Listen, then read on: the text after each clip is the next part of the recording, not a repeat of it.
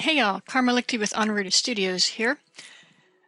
I'm going to do this video to show you an alternative to Photoshop. And I'm not going to get into a lot of detail in how to use this software package, but I do want to show you some of the similarities of this particular package and how it compares to Photoshop and the ease at which you can find something else out there besides Photoshop to save you several $100s if you don't have access to Photoshop. This particular software is Gimp, G-I-M-P, and if you Google that, you'll find it to download. It is a free version, but it's incredibly powerful, especially for the price.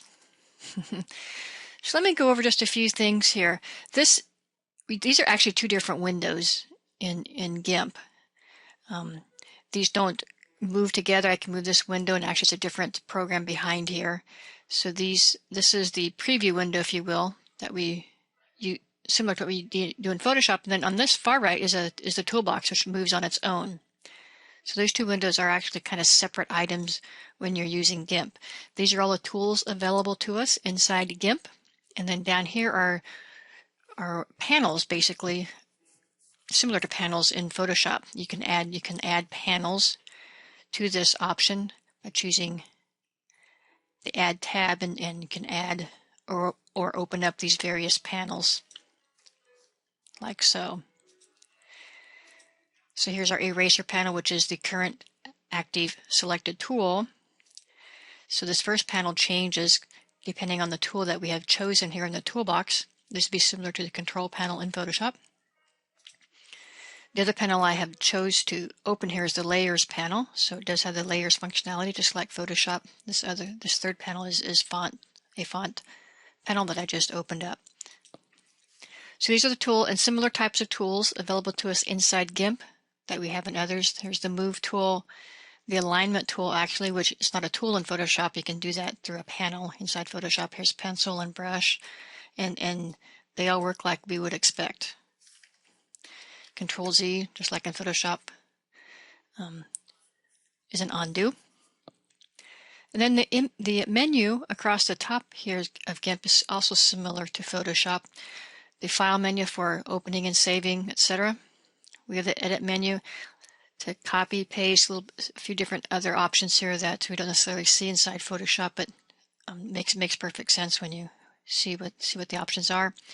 We have the select option, the invert option to inverse your selection. View option is very, very similar. In the image option, in the option similar to image size inside Photoshop would be canvas size.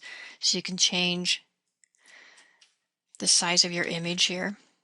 And if I lock these, I didn't lock them soon enough. Let me do cancel out of here.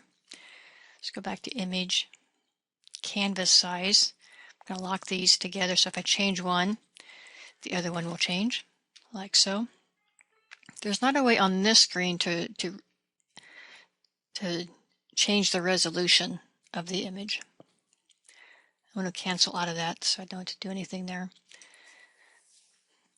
I'm going to add a new layer just so you can kind of see this. Here's the layers panel, and I think there's an add layer here as well. So similar to Photoshop, you can give it a new name. And here you can make the layer actually a different size. So we'll do something significantly different. We're going to fill it with white so you can actually see this later. I'm going to click OK.